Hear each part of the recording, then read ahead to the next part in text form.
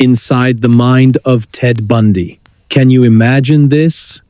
A man who could charm his way into anyone's life, leaving destruction in his wake. He was intelligent, good-looking, and disarmingly polite qualities that made him the perfect predator. In the late 1970s, he became one of America's most feared serial killers, responsible for at least 30 murders across multiple states. But here's the twist: he wasn't just some random stranger lurking in the shadows.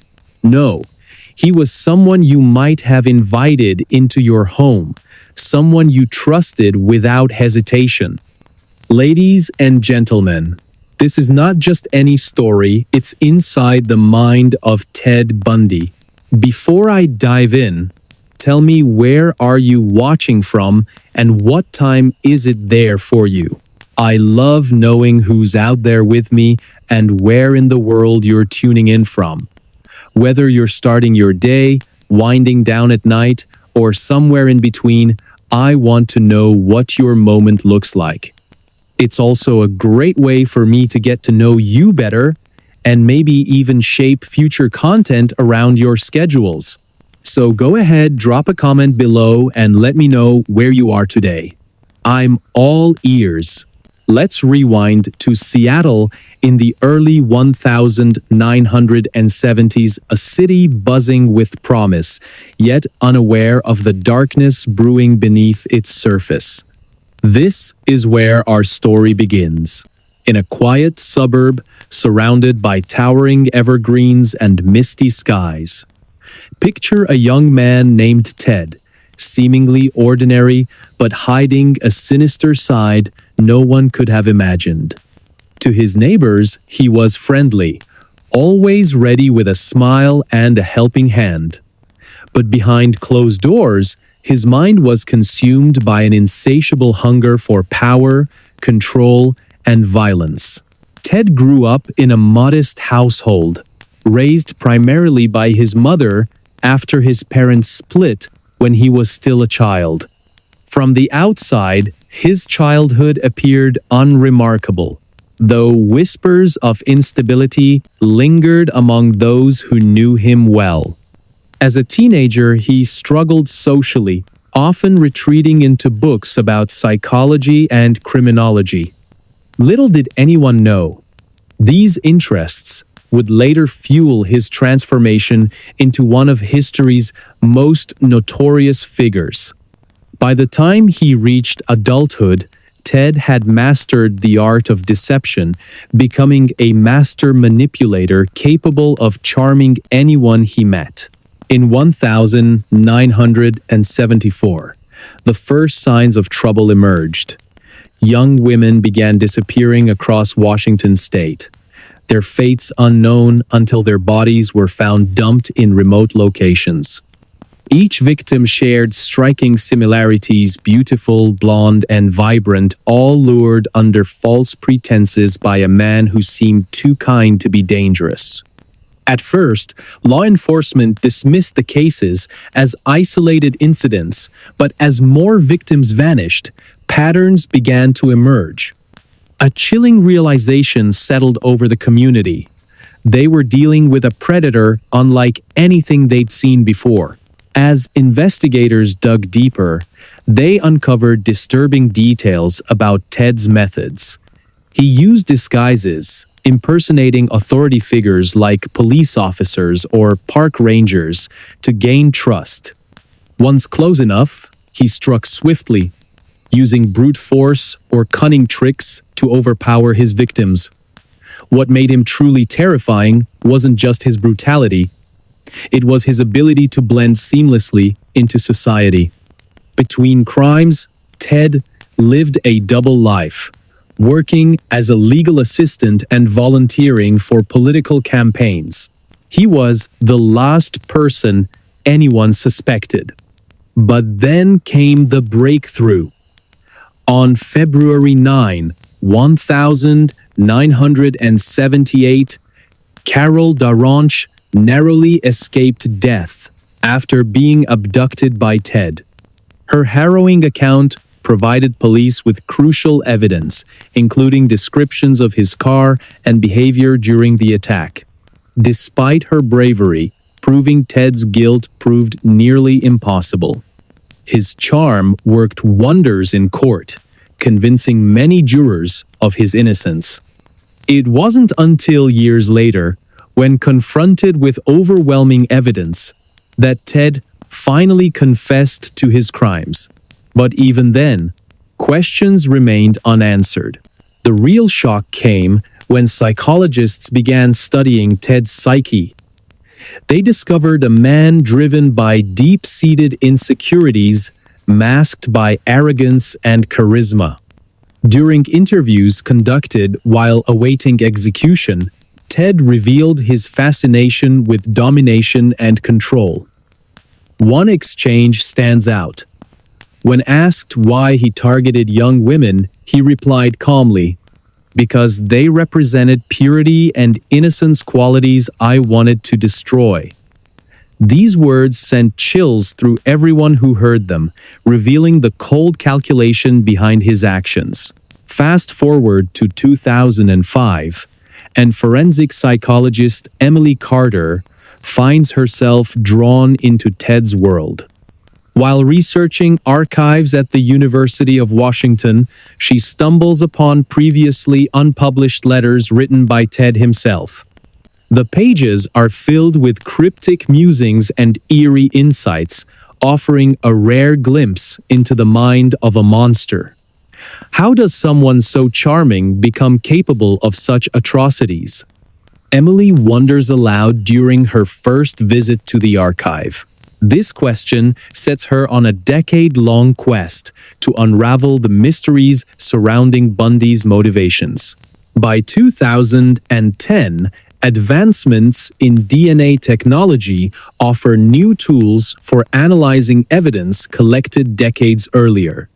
Investigators revisit old crime scenes, hoping modern techniques will uncover leads missed during the original investigation. One breakthrough involves matching genetic material found on a cigarette butt at one of Ted's suspected crime scenes to his profile. This discovery reignites interest in long-dormant cases across multiple states, prompting law enforcement agencies to share information freely for the first time. Could there be even more victims than originally thought? Detective Mark Thompson asks during a press conference, his voice heavy with both hope and dread. Meanwhile, Emily delves deeper into Bundy's psychological makeup. She studies interviews conducted with him by renowned criminologists during his imprisonment, piecing together fragments of information to form a clearer picture of the man or monster behind the mask. A particularly haunting exchange stands out. When asked about his feelings toward his victims, Ted described killing as a game, explaining, "You either win or lose." These words shake Emily to her core, making her question whether true understanding of such evil is even possible. Years pass, and the case continues to evolve. In 2016, a former cellmate of Ted's comes forward with disturbing claims about conversations they had in prison. According to this witness, Ted confessed to additional murders not included in official records, detailing specific techniques he used to manipulate people. He didn't seem remorseful, the witness recalls. It was like he was just discussing business strategies. This testimony prompts renewed scrutiny of several missing persons cases throughout the United States, focusing especially on areas where Ted traveled extensively but left little direct evidence behind. In 2018, investigators identify potential burial sites near Interstate 80 in Wyoming based on geographical profiling combined with clues provided by Ted himself through archived letters. Excavations commence under heavy media coverage, generating anticipation and anxiety among residents whose loved ones disappeared without explanation. By 2020, significant progress has been made in identifying previously unknown victims. Forensic anthropologists analyze remains recovered from remote locations, bringing closure to grieving families, while simultaneously deepening society's collective unease about the extent of Ted's crimes. Public forums emerge online, allowing descendants of victims to share stories and support one another in ways unimaginable during Ted's active years. Through these discussions, a pattern emerges. Each victim was carefully chosen. Their lives ended not out of hatred, but because they fit a specific mold in Ted's twisted fantasy. For every answer uncovered, new mysteries arise. What exactly caused Ted Bundy to become who he was? Was it nature or nurture, or something far darker? Now let's fast forward to 2023, where advancements in artificial intelligence offer unprecedented opportunities to analyze large datasets related to Bundy's case. A program developed by Brian Carter sifts through thousands of pages of archived material, flagging patterns previously overlooked by human eyes. His findings suggest possible ties between Bundy's actions and broader criminal networks operating throughout the Pacific Northwest during the 1970s. Are we looking at isolated incidents or part of something larger? Brian asks, during a live session, drawing nods of agreement from participants. The atmosphere shifts dramatically as public interest in Bundy's case grows once again. Social media platforms buzz with theories, some credible, others far-fetched, yet all contributing to a global conversation about justice and accountability. Families affected by similar losses gather annually to honor their loved ones, finding solace in shared memories and unwavering determination. "We won't stop fighting," says Linda Hayes during a memorial service held near Seattle. Her voice cracks with emotion, underscoring the personal stakes involved. And here's the twist. Despite everything we've learned, fundamental questions remain unanswered. Did Ted act alone, or were others involved in his rampage? Could his crimes have inspired copycats still operating today? These queries weigh heavily over the conclusion of our narrative, reminding us that while much has been learned since Bundy's time, much remains mysterious. For every answer uncovered, new questions arise. As Emily puts it poignantly during a final interview, we may never fully understand Ted Bundy or anyone like him, but understanding ourselves better might help stop others from following in his footsteps. So, as we close this chapter of exploration into one man's descent into madness, let us consider what lessons it holds for humanity moving forward. Because only by confronting our darkest fears can we hope to illuminate paths toward light and redemption.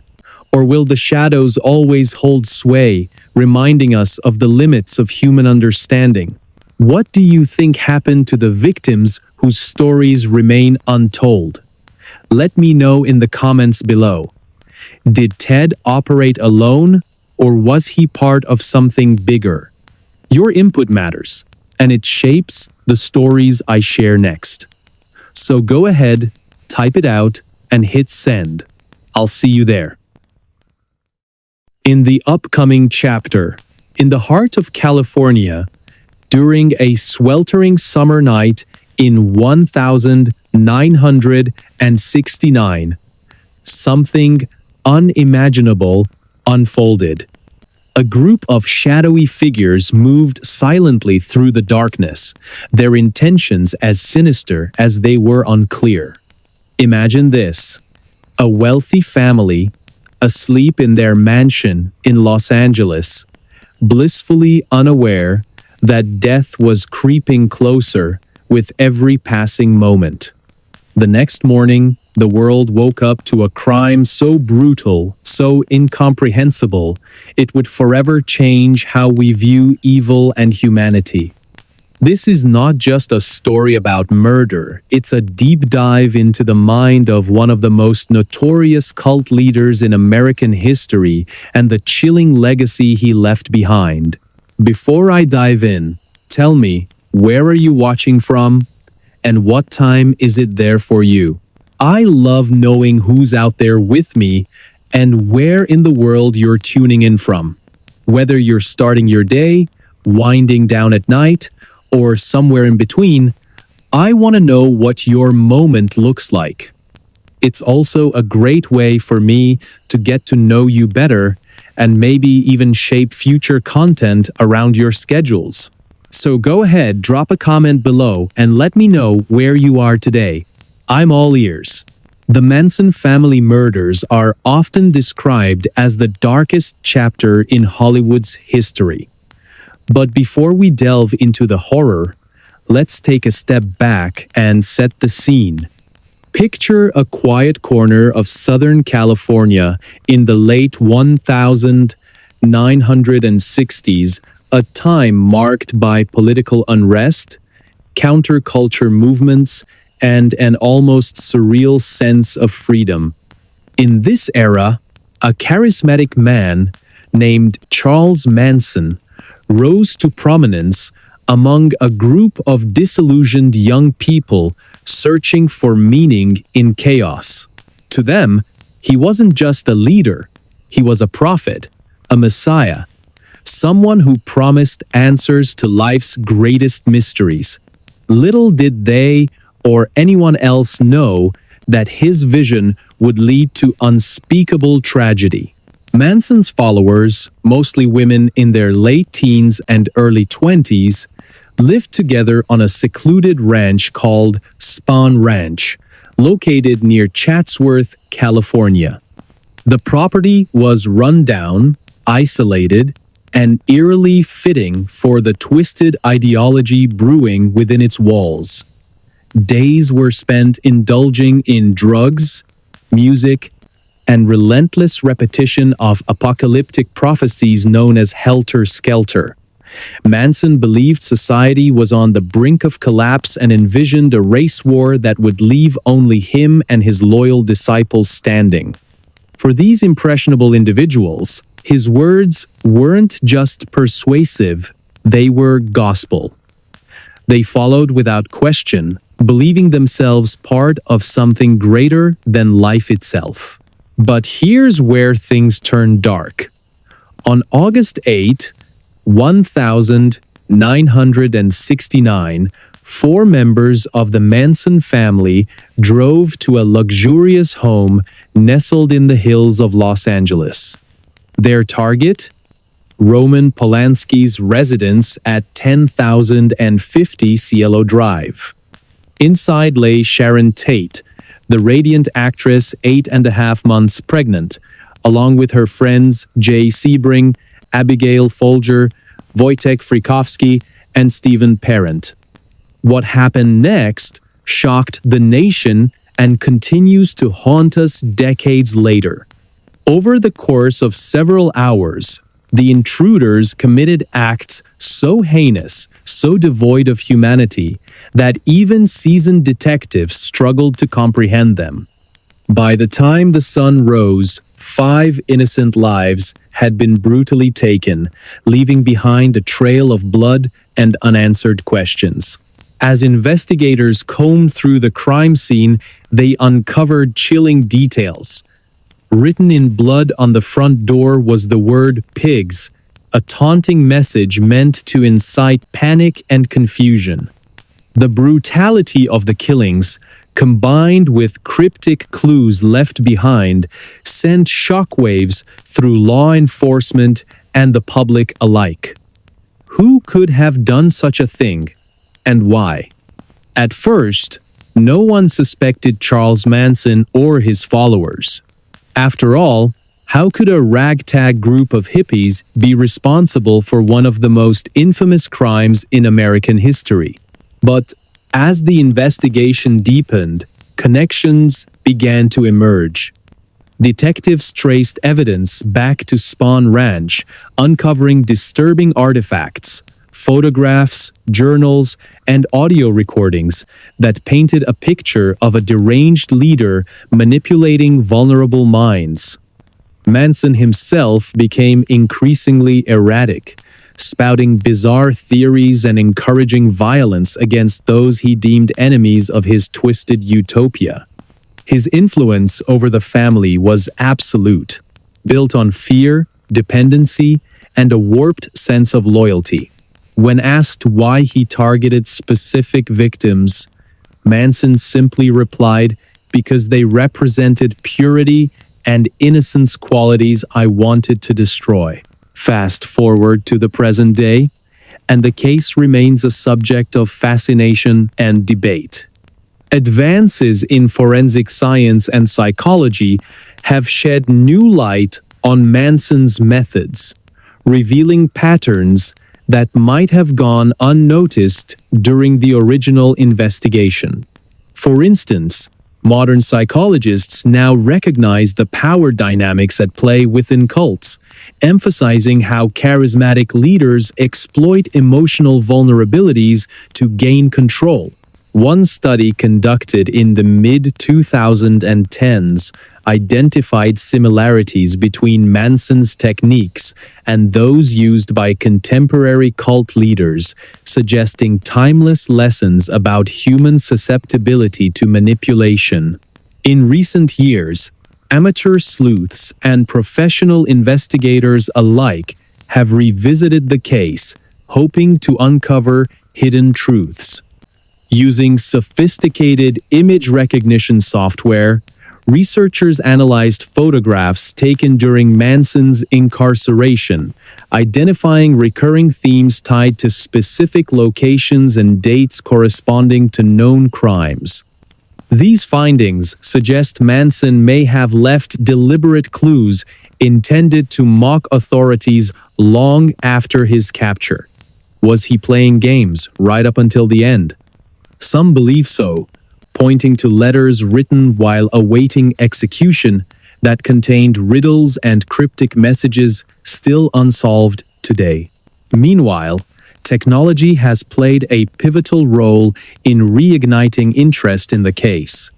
Social media platforms buzz with theories, some credible, others far-fetched, yet all contributing to a global conversation about justice and accountability.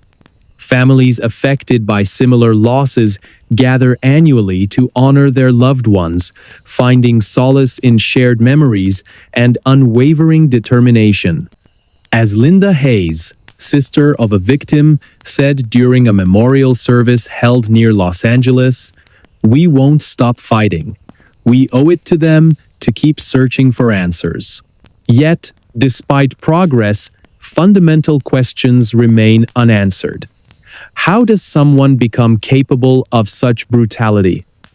Can we ever fully understand the depths of depravity exhibited by Manson and his followers? And perhaps most hauntingly, how do we prevent future generations from producing similar monsters? Forensic psychologist Emily Carter addressed these concerns during a lecture at Stanford University, confessing, "It feels like talking to something else entirely when you analyze Manson's psyche. He didn't seem human." Now, let's consider the broader implications. Manson's actions didn't occur in a vacuum.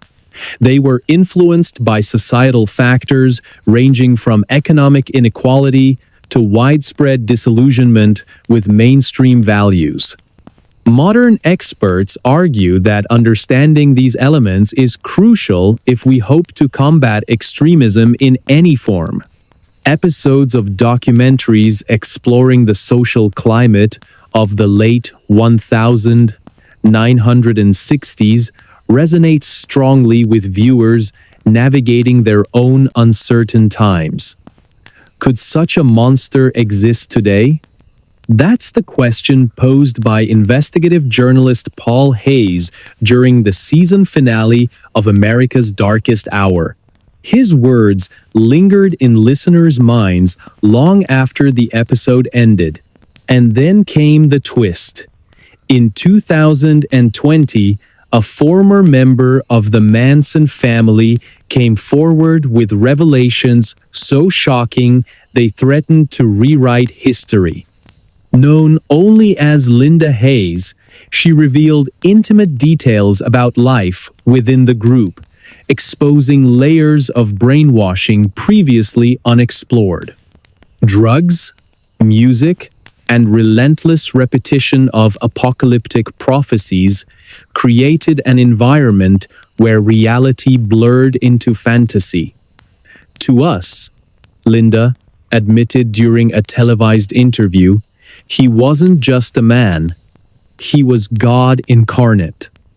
Her testimony provided unprecedented insight into the dynamics of cult psychology, sparking widespread discussions about vulnerability and susceptibility to manipulation. By 2023, advancements in artificial intelligence offered unprecedented opportunities for analyzing large datasets related to the case. A program developed by Brian Carter sifted through thousands of pages of archived material, flagging patterns previously overlooked by human eyes. His findings suggested possible ties between Manson's actions and broader criminal networks operating throughout California during the same period. Are we looking at isolated incidents or part of something larger?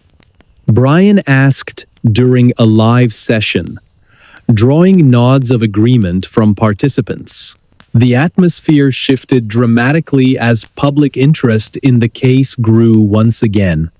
Social media platforms buzzed with theories, some credible, others far-fetched, yet all contributing to a global conversation about justice and accountability.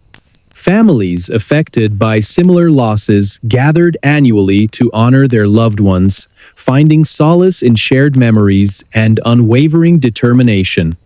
"We won't stop fighting," said Linda Hayes during another memorial service, her voice cracking with emotion, underscoring the personal stakes involved. For every answer uncovered, new mysteries arise.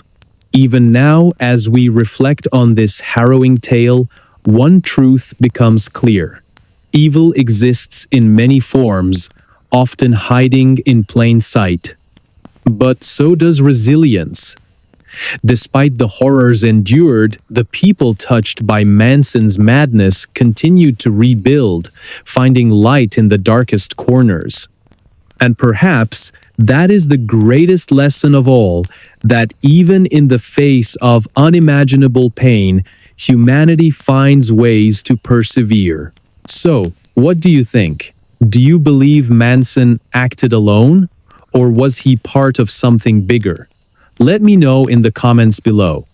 Your input matters, and it shapes the stories I share next.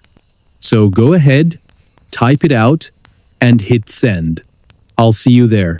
R, as a comber, is not untry kafel of the answers. In the upcoming chapter, in the early 2000s, a young woman drove up to one of the most iconic mansions in the Hollywood Hills. Her heart was pounding as she parked her car and stared at the gate ahead. She wasn't there for an invitation or a meeting. She had come with desperation and hope, clutching a demo CD that she believed could change her life forever. Imagine this. She was about to break into the home of one of the world's biggest musicians, someone whose name alone could open doors across the music industry. But what happens next is not just a story of ambition, it's a tale of guts, luck, and an unexpected twist that no one saw coming. Before I dive in, tell me, where are you watching from? And what time is it there for you? I love knowing who's out there with me and where in the world you're tuning in from. Whether you're starting your day, winding down at night, or somewhere in between, I want to know what your moment looks like. It's also a great way for me to get to know you better and maybe even shape future content around your schedules. So go ahead, drop a comment below and let me know where you are today. I'm all ears. The young woman, let's call her Rose, was a musician trying to make it big in a city known for crushing dreams as much as fulfilling them. Back then, she lived in a tiny apartment on the edge of Los Angeles, struggling to pay rent while balancing odd jobs and writing songs late into the night. Her big dream? To be discovered by someone who could elevate her career overnight. And so, after months of planning, she decided to take a risk, a highly illegal one that might either ruin her life or launch it into stardom. That afternoon, Rose pulled up to the mansion gates, her hands trembling on the steering wheel. The property was massive, surrounded by lush greenery and towering walls designed to keep prying eyes away. As she sat there, debating whether she should actually go through with her plan, she noticed the gardener working nearby. At first, she thought the gardener would be a problem. If they spotted her sneaking in, everything would fall apart. But then she realized something. Maybe the gardener could help her. Taking a deep breath, she walked up to the gate with her last $5 in hand. "Please," she said softly but firmly, "let me go through. I just want to drop something off." Surprisingly, the gardener smiled, took the money, and nodded silently, stepping aside to let her pass. Rose's heart raced as she stepped onto the driveway. Every step felt like walking on thin ice. Cameras were everywhere, pointing in every direction, yet none of them seemed to notice her presence. She glanced around nervously, expecting security guards to appear at any moment, but the place was eerily quiet. Finally, she reached the front door, hesitated for a second, and turned the knob. To her shock, it opened without resistance. Stepping inside, she found herself surrounded by luxury, expensive artwork, plush furniture, and a sense of opulence that only the rich truly understand. Still, there was no one around. It was almost surreal. As she explored the ground floor, searching for any sign of the owner, Rose couldn't shake the feeling that she was living in a movie scene. This wasn't supposed to happen. It was too easy, too straightforward. Yet, here she was, standing in the middle of a house belonging to one of the most famous people on the planet. Eventually, curiosity led her to discover an elevator. Without thinking twice, she stepped inside, pressed the button for the upper floors, and waited anxiously as the elevator ascended.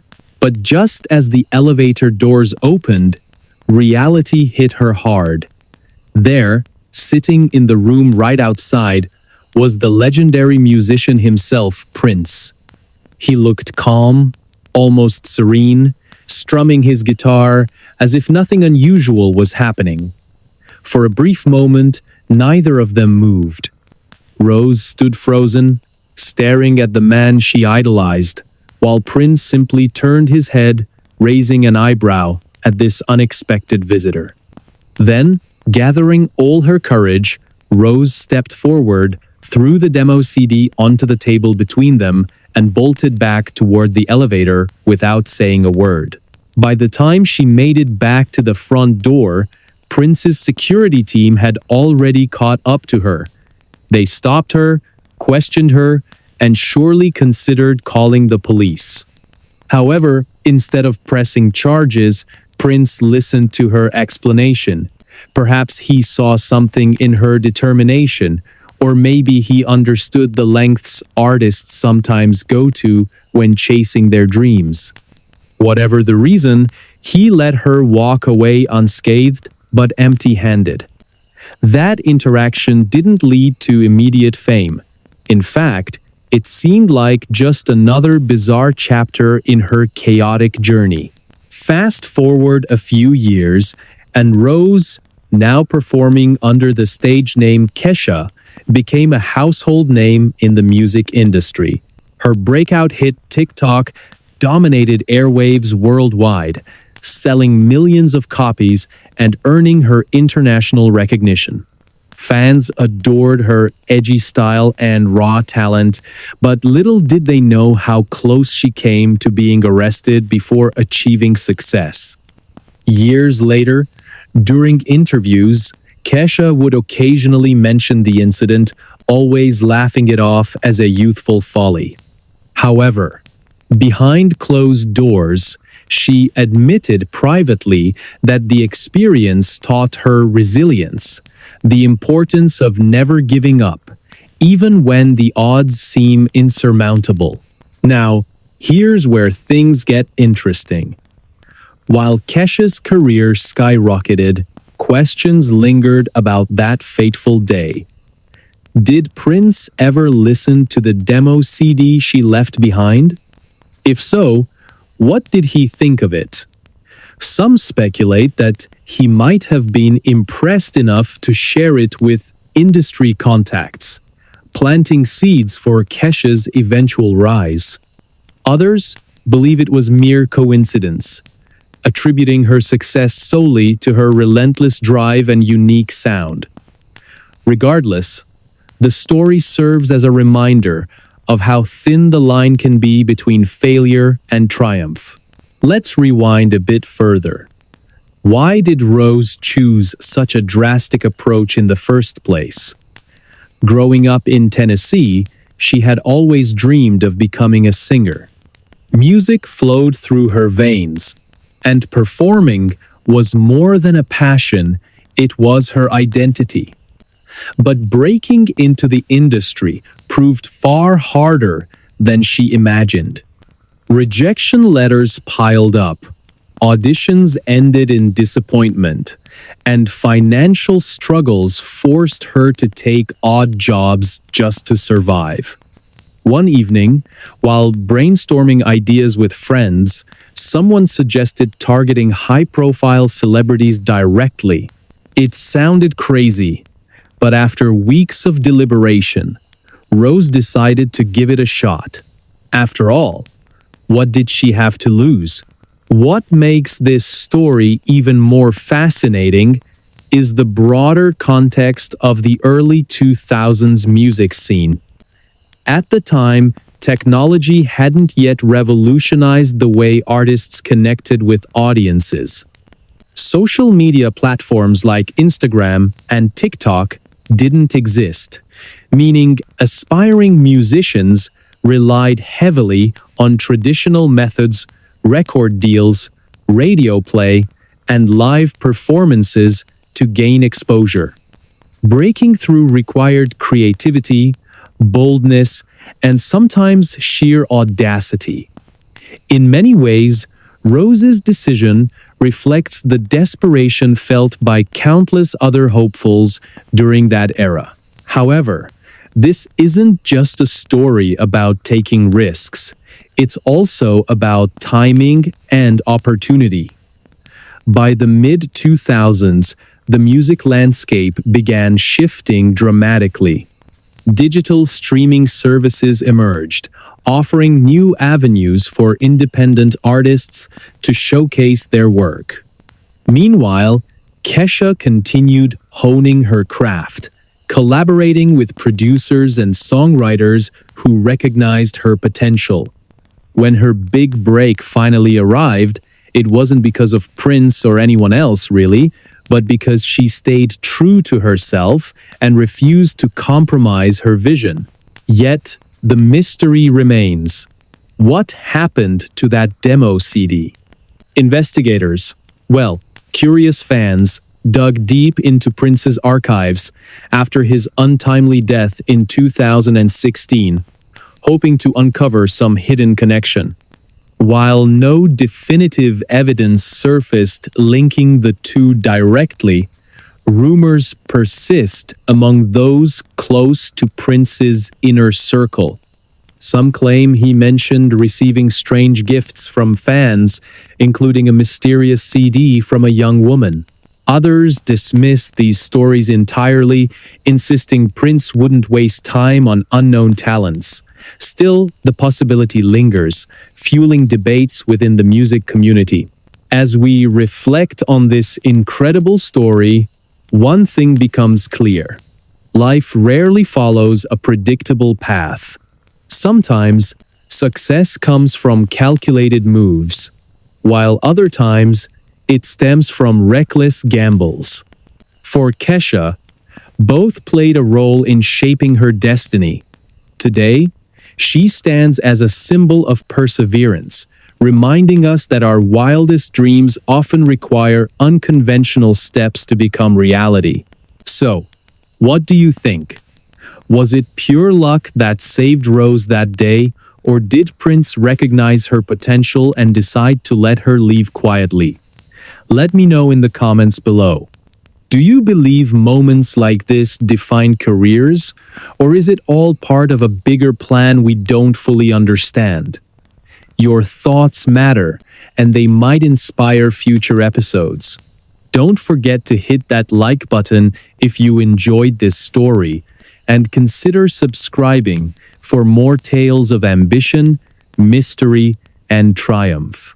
Who knows, maybe tomorrow's video will feature someone whose story resonates with yours. Until next time, thanks for joining me on this ride. See you soon. In the upcoming chapter, it was a quiet night in Sacramento, California, when the first chilling whispers of terror began to spread through the community. A shadowy figure moved silently under the cover of darkness, leaving behind a trail of unspeakable acts that would haunt the state for decades. Imagine this: a predator who struck not once, not twice, but over and over again, leaving victims traumatized and authorities baffled. This wasn't just any criminal, this was someone who seemed to vanish into thin air after each attack, leaving no trace except for fragments of fear scattered across multiple cities. Before I dive in, tell me, where are you watching from, and what time is it there for you? I love knowing who's out there with me and where in the world you're tuning in from. Whether you're starting your day, winding down at night, or somewhere in between, I want to know what your moment looks like. It's also a great way for me to get to know you better and maybe even shape future content around your schedules. So go ahead, drop a comment below and let me know where you are today. I'm all ears. The year was 1976 when the first reports emerged of a brutal intruder breaking into homes during the dead of night. The East Area Rapist, as he came to be known, targeted women in their own beds, using violence and intimidation to silence them. Over the next decade, his crimes escalated beyond sexual assaults to include cold-blooded murder. By the early 1980s, he had expanded his territory, moving south to Orange County and leaving a trail of death and destruction in his wake. For years, law enforcement struggled to piece together the puzzle of who or what this monster could be.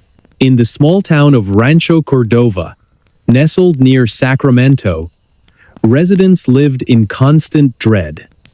Families bolted their doors shut, installed security systems, and avoided walking alone after sunset. Yet nothing stopped the predator from striking again and again.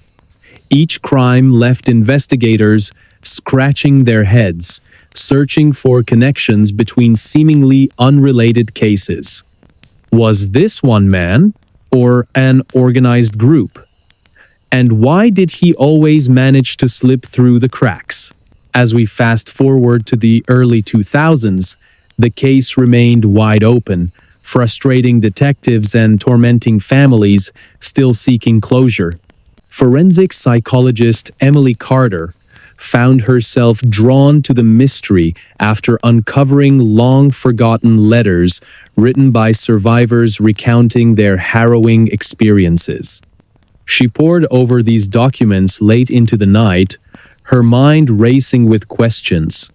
How could someone commit such heinous acts repeatedly without being caught? What drove this person to prey on innocent lives so mercilessly? By 2005, advancements in forensic technology offered new hope for solving the decades-old mystery. Detective Mark Thompson, who had spent much of his career chasing leads on the case, revisited old evidence with fresh eyes. Using DNA testing capabilities unavailable at the time of the attacks, investigators began matching biological material found at various crime scenes. One breakthrough involved linking semen samples collected from multiple victims to a single unknown male profile. Not someone previously considered a suspect, but someone entirely different. Could this finally be the key they needed?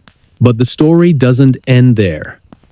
As years passed, public fascination with the case only grew stronger. True crime podcasts, documentaries, and online forums buzzed with theories about the identity of the Golden State Killer. Among those captivated by the case was Brian Carter, a computer programmer turned self-taught cryptographer. He applied advanced algorithms to decode patterns hidden within DNA databases, hoping to uncover clues missed by professionals. His work attracted national attention, sparking debates about whether amateurs could truly solve mysteries law enforcement couldn't crack. Meanwhile, Emily delved deeper into the psychological makeup of the attacker. Studying interviews conducted with victims revealed a haunting truth. Many described feeling as though the rapist enjoyed exerting control over them. It wasn't just about sex, it was about power. This revelation shook Emily to her core, making her question if any degree of understanding could explain such evil. How do you study something so monstrous without letting it consume you? She wondered aloud during a rare moment of reflection. Then came the turning point in 2018, a year that changed everything. Investigators turned to forensic genealogy, a cutting-edge technique that cross-references DNA samples against publicly available genetic databases. Following this lead, they identified a distant relative linked to the unknown male profile discovered years earlier. Tracing connections back through family trees led them straight to Joseph James D'Angelo, a former police officer living quietly in Citrus Heights, California. On April 24, 2018, detectives arrested D'Angelo after confirming through additional DNA tests that he matched the profile left at numerous crime scenes. The announcement sent shockwaves across the nation. Here was a man who had once sworn to protect and serve, now revealed as one of America's most infamous serial killers. During his trial, witnesses recounted chilling encounters, while forensic experts provided damning evidence linking him to more than 50 rapes and 13 murders spanning over a decade. Despite his calm demeanor in court, D'Angelo's actions spoke volumes of a twisted mind obsessed with domination and destruction. After days of deliberation, the jury delivered a verdict: guilty on all counts. Justice may have been served, but the story didn't stop there. Inside Joseph James D'Angelo's prison cell, analysts uncovered artwork created during his incarceration. Using sophisticated image recognition software, they decoded recurring themes tied to specific locations and dates corresponding to known crimes. These messages suggested that D'Angelo might have left deliberate clues intended to taunt authorities even beyond the grave.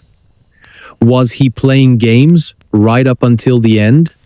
Or were these final acts of defiance meant to confuse and confound forever? At the same time, advancements in artificial intelligence opened unprecedented opportunities for analyzing large datasets related to the case. A program developed by Brian Carter sifted through thousands of pages of archived material, flagging patterns previously overlooked by human eyes. His findings hinted at possible ties between D'Angelo's actions and broader criminal networks operating throughout California during the 1970s and 1980s. Were these isolated incidents or part of something far larger? The atmosphere shifted dramatically as public interest in the case surged once again.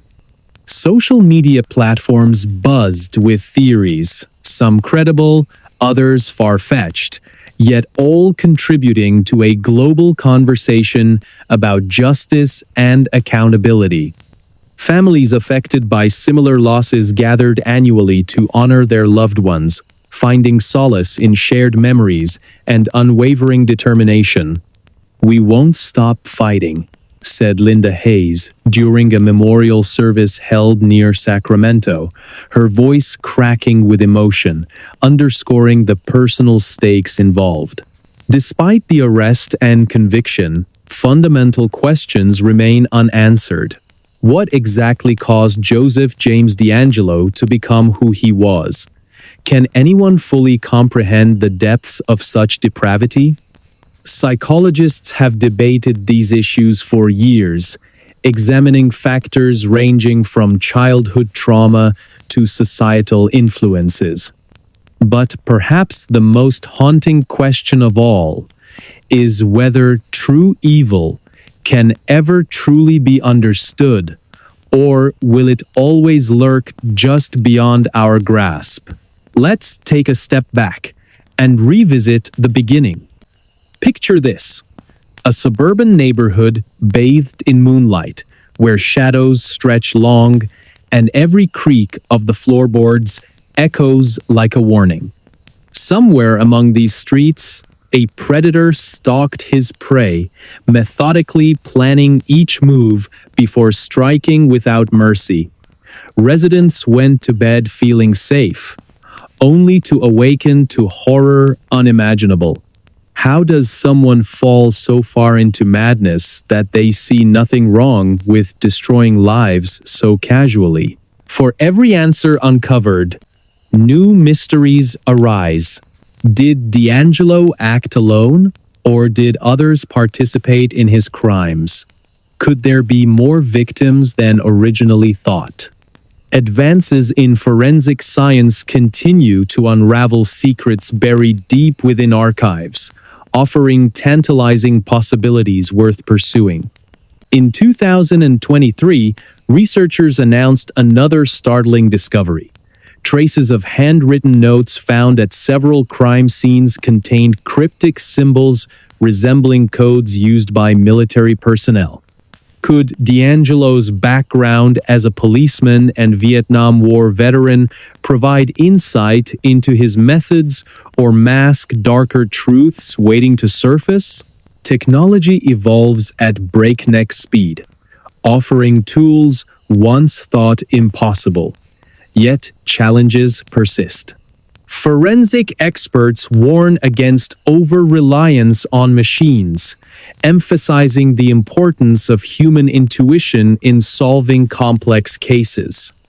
Psychologists study behavioral patterns exhibited by perpetrators, hoping to identify warning signs before tragedies occur. Ordinary citizens grapple with difficult questions about safety, trust, and accountability in their communities. How close do monsters live to us, and how easily can we miss the signs?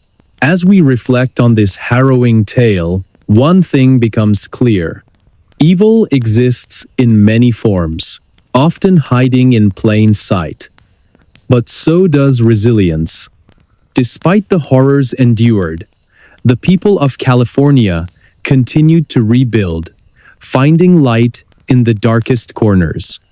Support groups formed by family members of victims offer comfort and strength, reminding everyone that love can conquer fear. Memorials stand proudly, honoring those lost and inspiring future generations to learn from past mistakes. Do you believe the case will ever be fully solved? Or does its identity remain forever shrouded in darkness? As we ponder these questions, let us remember the lives touched and tragically ended by this horrific series of crimes. Because only by honoring their memory can we hope to move forward, armed with knowledge and fortified by compassion. Or will the shadows always hold sway, reminding us of the limits of human understanding? What do you think happened here? Let me know in the comments below. Do you agree with the theories presented? Or do you have your own ideas about what drove D'Angelo to commit such atrocities? Your input matters, and it shapes the stories I share next. So go ahead, type it out, and hit send. I'll see you there. Atlanta Child Murders. In the upcoming chapter, on a cold December night in 1979, the city of Atlanta was shaken to its core.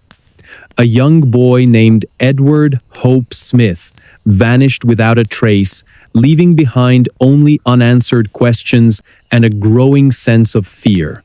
This disappearance marked the beginning of one of the most chilling chapters in American history, the Atlanta Child Murders.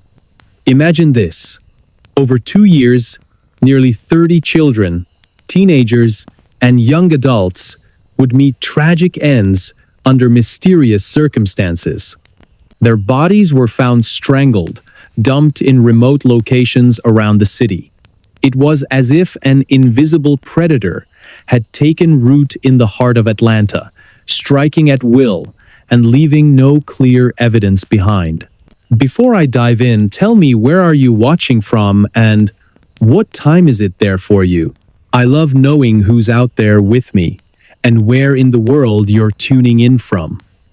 Whether you're starting your day, winding down at night, or somewhere in between, I want to know what your moment looks like. It's also a great way for me to get to know you better and maybe even shape future content around your schedules. So go ahead, drop a comment below and let me know where you are today. I'm all ears. Atlanta, in the late 70s and early 80s, was a vibrant city full of promise. But beneath the surface lay simmering tensions fueled by racial inequality and economic disparity. The victims came mostly from marginalized communities, African American families struggling to make ends meet in neighborhoods that felt forgotten by the rest of society. For many, these murders weren't just crimes. They were a reflection of deeper societal issues long ignored. At first, no one suspected anything more than isolated incidents. But as the body count rose, so did panic among residents. Parents kept their kids indoors after dark, and curfews were enforced across certain areas of the city. Yet, nothing seemed to stop the killer or killers, who continued to prey on innocent lives. The first victim, Edward Hope Smith, was last seen walking home from his grandmother's house. His disappearance sparked initial concern, but when he failed to return, police launched a search that yielded nothing.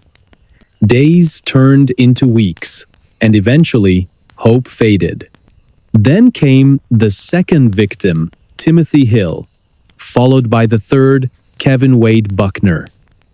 Each case mirrored the last strangulation, no signs of struggle, and bodies left in secluded spots. By 1981, the toll reached almost 30 individuals, ranging from ages 6 to 28. As investigators scrambled to piece together clues, public outrage mounted. Community meetings drew crowds demanding answers, while local media outlets painted a grim picture of fear gripping the city. Among those searching for answers was Detective Emily Carter, a seasoned investigator whose curiosity set her on a decade-long journey to uncover the truth. During one of her visits to an archive at Morehouse College, she stumbled upon letters written by Wayne Williams, the man later convicted of 2 murders linked to the spree. These documents offered unprecedented insight into his thought process. How could someone so ordinary commit such atrocities? She wondered aloud during her first visit to the archive. Her question ignited a quest to understand not just the mind of the perpetrator, but also the societal factors that allowed him to operate undetected for so long. By 2005, advancements in forensic technology provided new tools for analyzing evidence collected during the original investigation. Detective Mark Thompson, who worked tirelessly on the case throughout the 1980s, revisited old files using DNA testing capabilities unavailable at the time of the original inquiry. One breakthrough involved matching biological material found on several victims to Wayne Williams' profile, confirming connections previously unrecognized. Could there be even more victims than we originally thought? Asked Mark during a press conference, his voice filled with both hope and dread.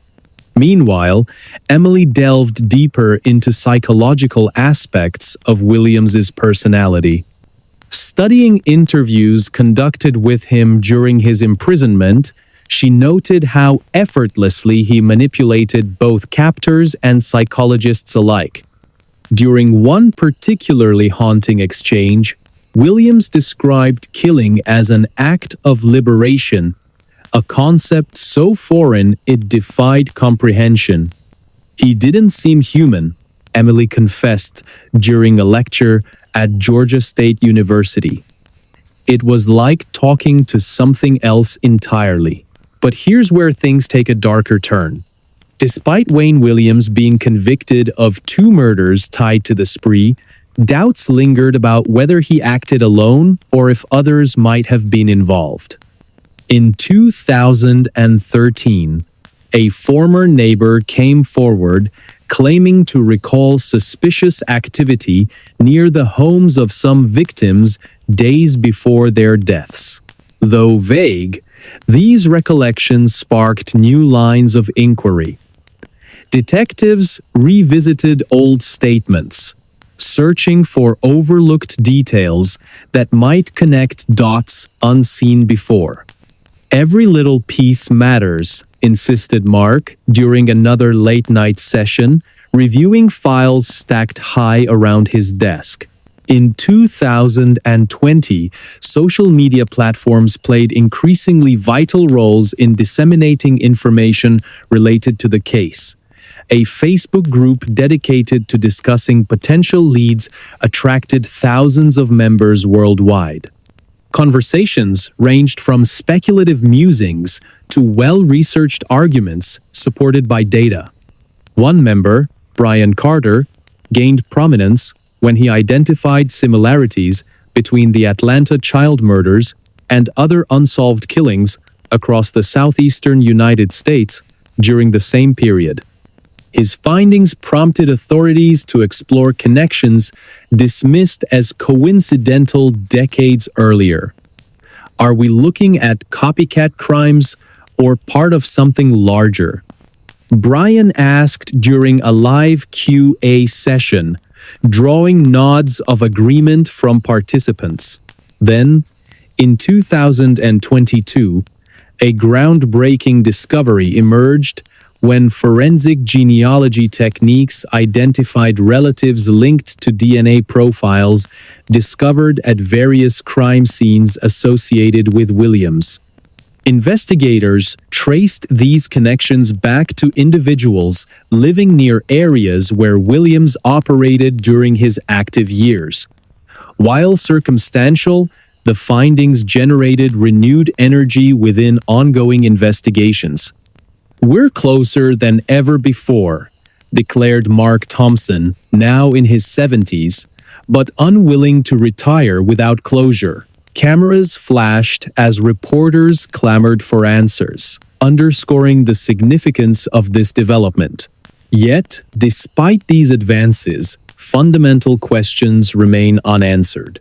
Who wrote the cryptic ransom notes sent to some families? Why stage such complex scenarios if intent wasn't robbery? And perhaps most hauntingly, what role, if any, did broader criminal networks play in these murders? These mysteries weigh heavily on those closest to the case. Mark finds himself haunted by dreams of shadowy figures whispering riddles he cannot solve. Linda Hayes, a journalist covering the story since its inception, spends sleepless nights researching obscure archives, searching for patterns others might have missed. Even casual observers feel drawn into the vortex of uncertainty surrounding this infamous tragedy.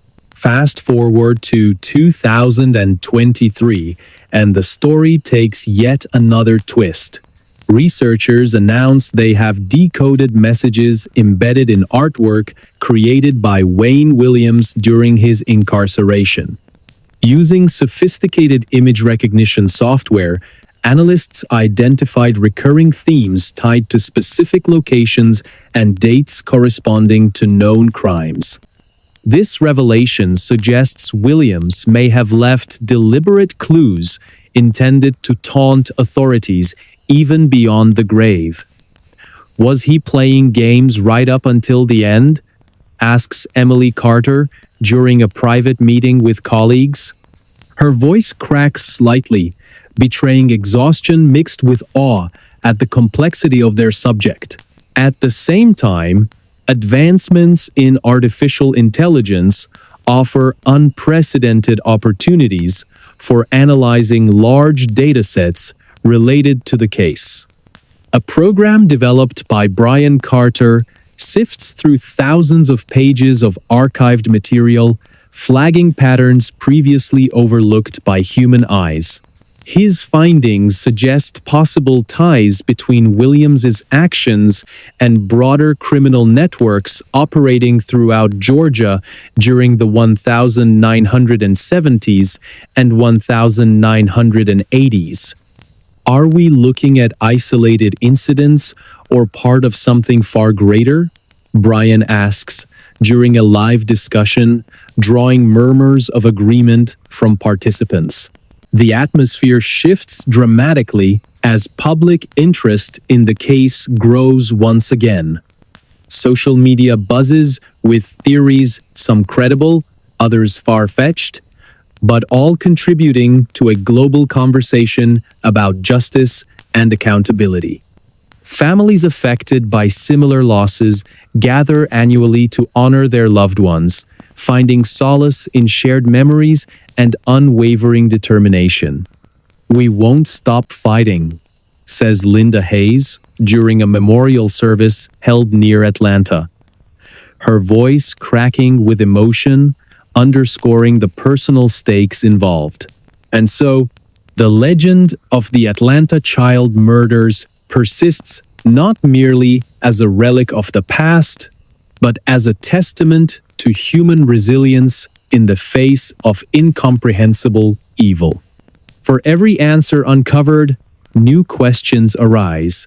For every step forward, obstacles loom large. Through it all, one truth remains clear.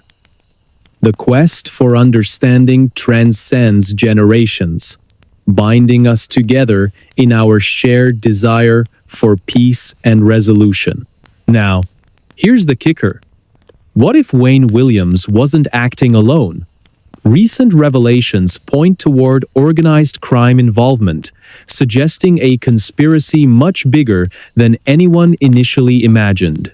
Could the mafia have played a role? Or was this the work of a lone individual consumed by darkness? As researchers dig deeper into Williams' background, startling connections emerge linking him to other unsolved cases across the region. Some theorize that the true number of victims could exceed the official count of 29. Others believe additional perpetrators may still be at large. What do you think happened in Atlanta all those years ago? Let me know in the comments below. Did Wayne Williams act alone, or were others involved? Your input shapes the stories I share next, so don't hesitate to join the conversation. Remember, the truth is out there. It's just waiting for someone brave enough to uncover it.